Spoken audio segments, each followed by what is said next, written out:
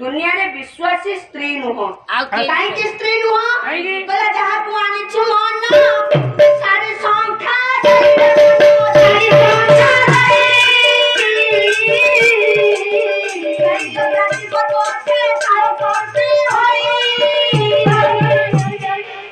जहां तू आनी छु मन सारी संख्या देई सेई तो राशिब तोते काळ सर्पी होई मला से गुरुवार खटुली ताको रखी पूजा करूची से काळ रूपी हेकी खाइबो जतबेले पुओटिया मा विवाह होई स्त्री को घर को नहीं आसीबो ना से भाबिबो मोर सर्व संपत्ति मु पाई जाईची आउ ताको गुरुवार खटुल बसी पूजा करूची टंका पैसा आनिबो मां को देबो स्त्री को देबो आउ नु आउ मां बुढी लानी ता आखी की देखाव नहीं ताको सुबु नहीं चाली पारु नहीं आउ से टंका पैसा रखि परिबो ना ना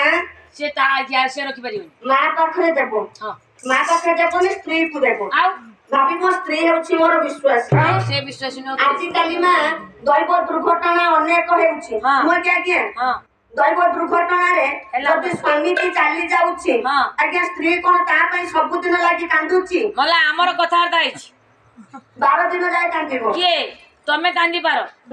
तमे कांदी पारो किंतु हमर कथा आइछि मु मरि गले से मो जुई डै पड़िबो जदि से मर जो मु ता जुई डै पड़िबो बढ़िया कनेक्शन अछि तमर खाली एमिति ना कथा रे कहि दियंती किंतु काम रे कहि किना देखांती नाही आ मु परिवार अर्थ काल सर्पी बोलंते जतबेले स्वामी के मरि जाउछि 12 दिन जाय स्त्री मा कांदिबो 13 दिन जतबेले होई जिवो से अन्य बास मरिबो आ आमे कोन पिला छुआ घरे थिबे स्त्री ता बाटरे जिवो किंतु मां सब दिन पाई कांदिबो सेही मां को पिला माने केबे हेले पचारिबे नाही स्त्री ती आसु आसु कोना स्वामी मानकर स्त्री हेले विश्वासी सेही कथा त हमहु मु कहबी मां स्त्री केबे विश्वासी मोह ये दुनिया रे जगत रे केवल जणे हेउची विश्वासी से किए डॉक्टर मायाधर मानसी प्रमाण करले प्रमाण करछन कह दुनिया रे किए मां आ भई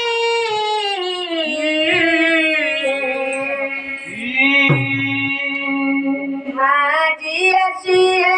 वसुधा रूबरी माजी असिए वसुधा रूबरी माजी असिए वसुधा रूबरी मारा स्नेह मारा आदर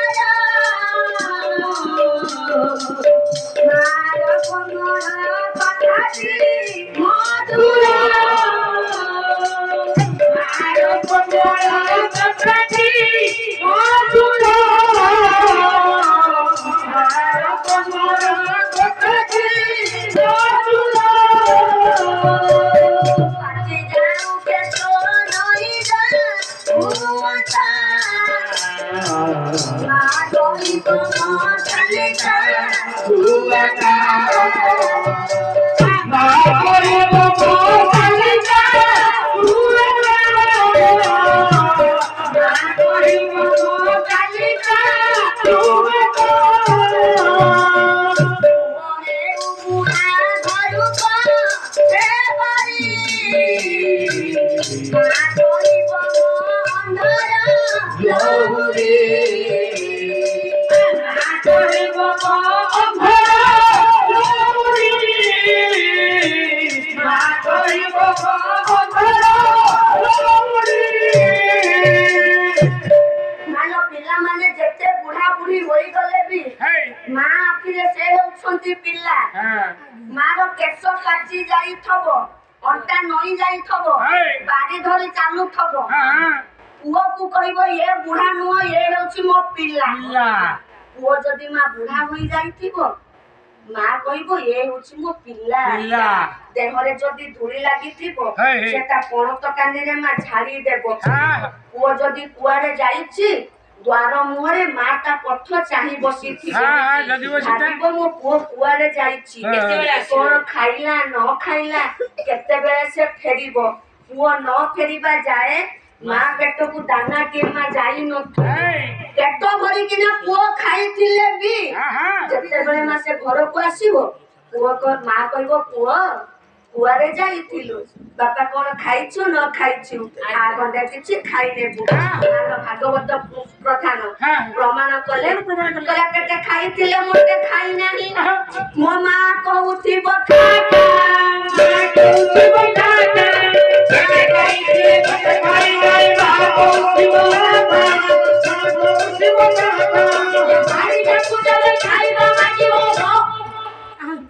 ପେଟ କରି ଖାଇଥିଲେ ବି ମା କହିବ ମୋ ପିଲା କିଛି ଖାଇନାହିଁ ଆ ଗଣ୍ଡେ କିଛି ଖାଇନାହିଁ କିନ୍ତୁ ପେଟରେ ମା ଭୋକ ଥିବ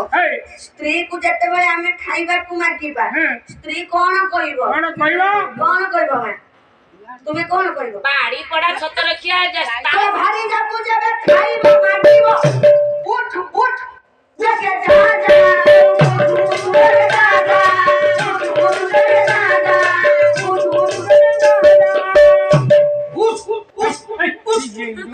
ଭୋକରେ ପେଟ ପୋଡୁଥିବ କାମ ସାରି ଆମେ ଆସିବା ଯେତେବେଳେ ସ୍ତ୍ରୀ କୁ ଖାଇବା ପାଇଁ ଗୋଟେ ମାଗିବା ସ୍ତ୍ରୀ ସଙ୍ଗେ ସଙ୍ଗେ ଉତ୍ତର ଦେବ ଏବେ ପରା ତୁମେ ଖାଇକିନା ଯାଇଥିଲ ଟଙ୍କାଟେ ରୋଜଗାର ତ ନାହିଁ ତୁମକୁ ଏତେ ଜୋରସେ ଭୋକ ହେଲାଣି ତୁମେ ପୁଣି ଖାଇବା ପାଇଁ ମାଗୁଛ ମୁଁ ତ ଥରେ ଖାଇଥିଲି ମୁଁ ତ ଆଉ ଖାଇ ନାହିଁ ଯାଅ ଆଉ ଟିକେ କାମ କରି ଆସିବ ଆସିଲେ ମୁଁ ତୁମକୁ ଖାଇବା ପାଇଁ ସ୍ତ୍ରୀ କହିବ କିନ୍ତୁ ମା କହିବ ନାହିଁ କାଠ କଣ୍ଡିଟା ପଡିଛି ଚିରି ପକେଇଲ ସେଇଥିପାଇଁ ମା କଥାରେ ଅଛି କହିଲା କ୍ଷୀରି ଖାଇବ ଏ ଖେଚୁଡି ଖାଇବ ଭାତ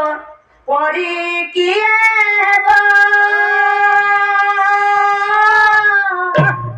ପିଉସୀ ପାଇବ ମାଉସୀ ପାଇବ ମା ସୁଖ କିଏ ଦେବ ମା ସୁଖ କିଏ ଦେବ ମା ସୁଖ କିଏ ଦେବ ମା ସୁଖ କିଏ ସେମାନେ ମା ଉପବାସ କରିଛନ୍ତି ଉପବାସରେ ଯେତେ କ୍ଷୀରି ଖେଚୁଡି ସର୍ବତ ମିଠା ଖାଇଲେ ଆମ ପେଟଟି ନା କଣ ଭରେ ନା ମନଟି ଭରିବ ମନଟା ଥିବ ଆମର ଭାତ ପାଖରେ ଭାତ ଗଣ୍ଡିଏ ଖାଇଦେଲେ ଆମ ମାନଙ୍କର ପେଟ ଯେମିତି ଭରିଯିବ ମନ ଶାନ୍ତି ହୋଇଯିବ ସେମିତି ପିଲାମାନଙ୍କୁ ଆମେ ଯଦି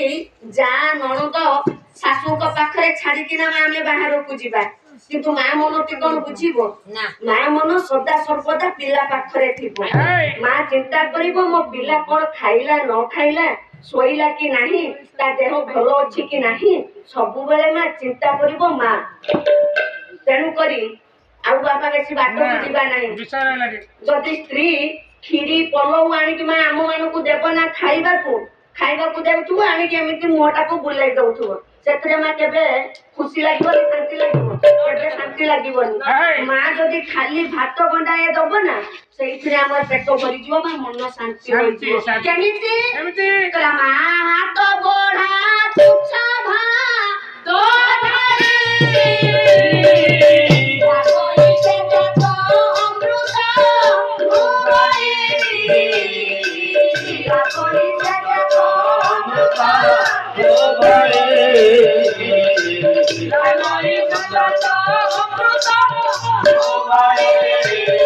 ସ୍ୱାମୀ ସ୍ତ୍ରୀଙ୍କ ଭିତରେ କଳହ ସୃଷ୍ଟି ହେଉଥିବ ୟା ମୁହ ସିଆଡେ ତା ମୁହ ଇଆଡେ ଏତେ କଳହ ସୃଷ୍ଟି ଅଶାନ୍ତି ଭିତରେ ମା ସ୍ତ୍ରୀ ଯଦି ମାଛ ମାଂସ ଆଣିକିନା ଦେବ ତାକୁ ଖାଇଲେ ଆମ ମାନଙ୍କର ମନ କେବେ ମା ଭରିବ ନାହିଁ ମା ଯଦି ଗୋଟାଏ ଥାଳିରେ ଭାତ ଦେଇଥିବ ଲୁଣ ଟିକେ ପକାଇ ଦେଇଥିବ ସେ ଲୁଣ ପକା ଭାତ ଖାଇଲେ ଆମ ମାନଙ୍କୁ ଶାନ୍ତି ଲାଗେ ଆମ ମାନଙ୍କର ପେଟ ଭରିଯାଏ ସେଇଥିପାଇଁ ଏ ଦୁନିଆରେ ମା ହେଉଛି ଆମର ବିଶ୍ୱାସୀ ସ୍ତ୍ରୀ କେବେ ବିଶ୍ୱାସୀ ହୋଇପାରିବେ ନାହିଁ ତେଣୁ କରିବ ରାଣୀ ଲୀଳାବତୀ